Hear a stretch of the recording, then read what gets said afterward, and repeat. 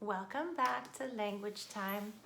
So, as I promised, I brought some friends to talk about animals that live in the desert. We've been talking about different kinds of aspects of desert life, like, for example, the plants that grow there, what the weather feels like, and what kind of adaptations we would need to live in the desert. So, question is, what animals has God prepared for desert life? Because we do remember desert life is extremely harsh. It's so hot or so cold. It's really dry. There's not that much vegetation growing, not that much food that's easy to pick up or water. So wow, you have to be really well provided by God to survive in the desert. So let's look at some animals and see which ones you might find. Okay, here's little Miss Spider. Do you think she would be found scurrying around the desert? Definitely yes. There are lots of spiders in the desert. That one is a yes. Okay, how about Mr. Lion? Do you think he would be in the desert? Yes, he certainly would be, and that's a pretty famous story in the Bible. Because remember, the Bible stories happen partly in the desert, and there are lions. How about the leopard? Are leopards found in the desert? No leopards in the desert. I have to check that one. I think there might be some leopards in the desert. I'm not quite sure. I did some research, but I'm not too clear about that one. It was fun looking it up though. How about zebras showing off their stripes? Would they be found in the desert? Yes, we can live in the desert. God provided us some good resources for the desert. Okay. Now, in Miami, some of these animals are always found near the water, the next couple of animals. So you might say, no water, no way. But guess what? Do you think crabs can survive in the desert? Yes, they do.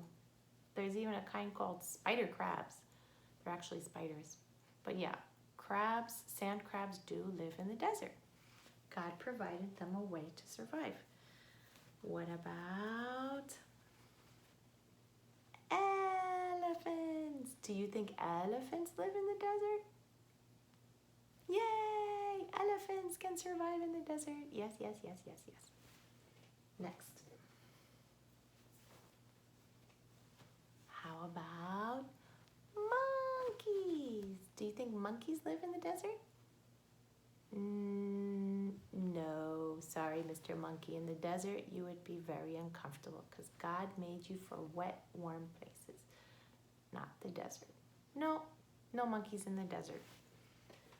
What about, here's a surprise. This one is like all over Florida in the watery places.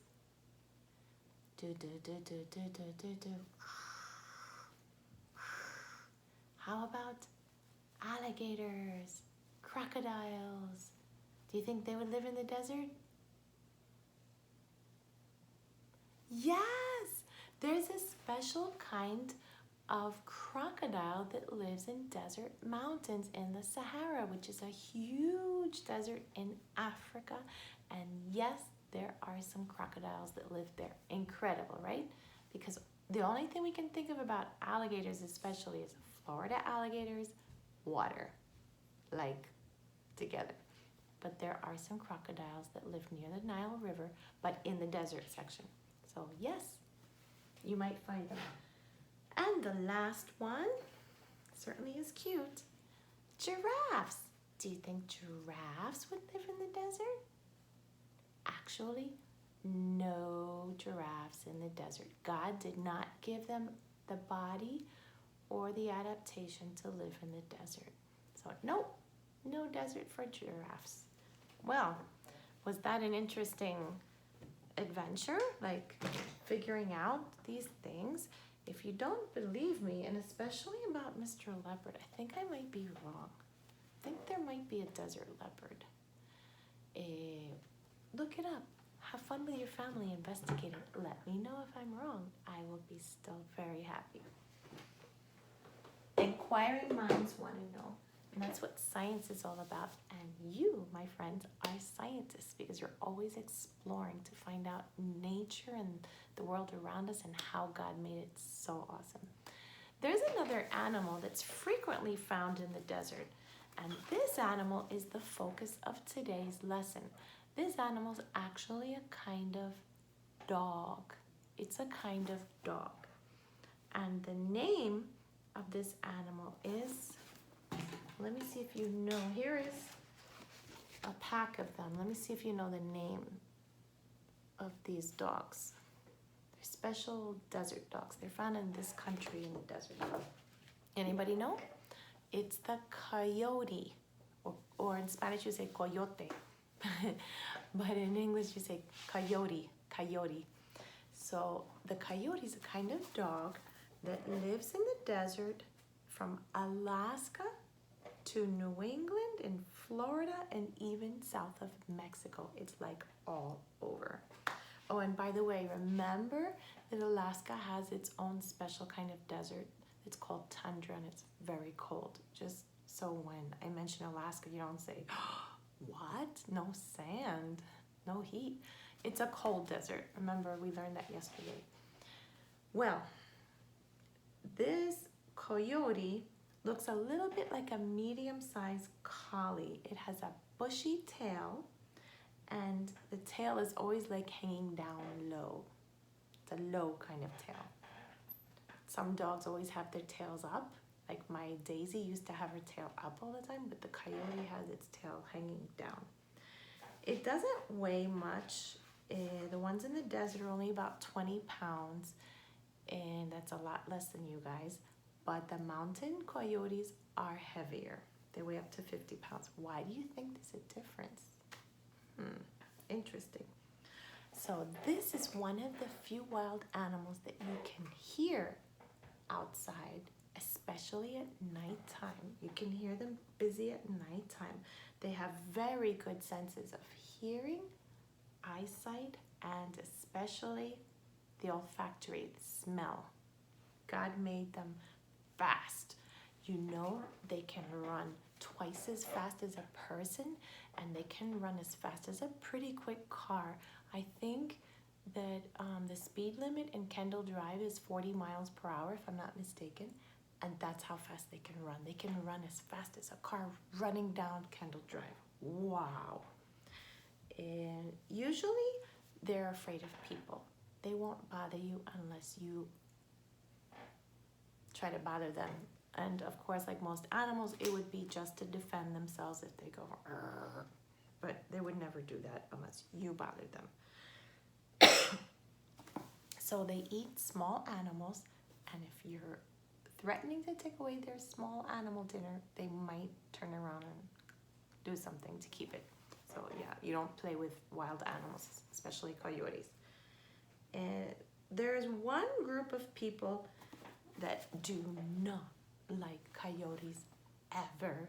You could even say they really kind of hate them. You know who they are?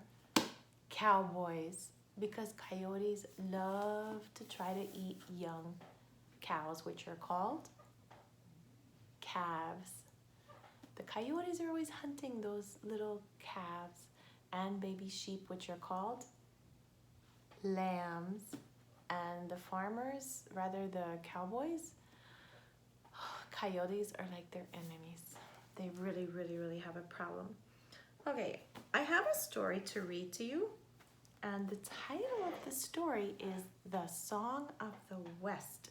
Remember I just told you that coyotes live in the desert and that cowboys don't like them. So the West, as we know, is partly filled with desert and it has lots of cowboys. It also has coyotes. So listen to find out what the song of the West is. Put on your imagination, turn up your listening ears, zip your talking mouth for a few minutes, and relax your playing hands, and especially your running feet, because you're going to have a listening story, and then we're going to see what great listening you do by asking some questions after. So here we go. Mr. Mark watched as the horsemanship campers rode across the desert sand. On this overnight ride, the campers would learn about horses and some of the jobs that horses are used for. Several experienced wranglers rode among the campers. These men would be teaching the campers about working with cattle. Mr. Mark rode behind the line of campers and wranglers.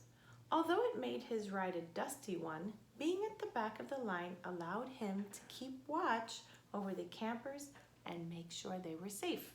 His dog, Beak, trotted along beside him. Soon, one of the wranglers spotted some cattle. The campers were so excited to be able to put what they had learned into practice. Beak ran ahead and began barking and running around the cattle, helping to round up the strays. One of the wranglers got a fire started and began heating up the branding iron. The wranglers helped the campers brand the calves, and then they let the calves go. By the time the branding was finished, everyone was dusty and worn out. Mr. Mark brought out the food and supervised as the campers cooked it over the fire. Although Beak enjoyed the smell of the food, he had been trained not to beg. Mr. Mark sat down with a plate of food and called Beak over. He had brought Beak's food along on the trail ride. After a good hot meal, everyone bedded down in sleeping bags under the stars. Mr. Mark enjoyed looking up into the bright desert sky. It always amazed him at how many more stars he could see in the desert. The night was dark and cold. Then Mr. Mark heard howling. Sometimes known as the Song of the West, the coyote's howls alerted Mr. Mark to the fact that coyotes were near. Mr. Mark jumped up. He and Beak started walking around the sleeping area, keeping careful watch over the campers. The coyote's howls became softer, and after a while, Mr. Mark crawled back into his sleeping bag. His faithful dog kept a watchful place beside him. It wasn't unusual to hear coyotes howling at night at camp. Although most coyotes go out of their way to avoid humans, Mr. Mark was alert to the risk. He and Beak would often get up in the night to check on things when they heard the howling. It had been a good trail drive. The new calves were branded, and the campers were closer to their goal of being expert horsemen. Excuse me, little sneeze. So that's the end of the story. Now let's find out if you really heard all the information, if you picked up the details. Because let me remind you, but in first grade, you're going to be reading on your own, and you have to answer questions, and you have to listen to yourself really carefully. So listening to me read to you is good practice for you later to read to yourself and to understand what you read. So, first question. What is a horsemanship camp? What is a horsemanship camp? Well, it's a special camp that teaches campers all about caring for horses and learning how to take care of the jobs that horses help to do. Why did Mr. Mark ride at the back of the line of campers and wranglers? You remember, right? To watch over the line of campers. What did Mr. Mark's dog Beak do to help when the campers saw the cattle? He helped to round up the cattle, right? That's his job. Why did the wranglers build a fire? heat up the branding iron. Exactly. You can check out a little video that I'm sending you to look at after this listening story, and it'll show you a little bit about what is a branding iron in case you haven't seen one before. So the branding iron was getting heated up in the fire. Oh, and what did they use the fire for later? They cooked over it, right? Good. Next, what did Beak have for supper? Dog food. Nothing surprising there, right? What did Mr. Mark enjoy seeing in the sky? All of the stars. Have you ever looked at the stars in the night sky? How about these days when you can sleep a little later in the morning? Do you go out with your family and look up at the stars? I do. It's beautiful. God puts on the best light show all night, every night, except when it's cloudy. They're still there, but we can't see them. What did Mr. Mark hear that is often called the Song of the West? The howling of coyotes, right? How did Mr. Mark know that the coyotes were going away? The howling got softer. Good. Why did the coyotes move away from the campsite? Did you figure that out? You did? It's because Beak and Mr. Mark walked around the campsite and probably scared them away. Remember, they don't really like to be near people. Last question. Do you think the campers enjoyed the roundup? Wouldn't you? It sounded exciting, right? Oh, yes. Well, thank you, boys and girls, for joining me for the story of animals in the desert, and specifically coyotes. And check out the little video about branding cattle. It might be a surprise to you. I'll see you in a few minutes for phonics.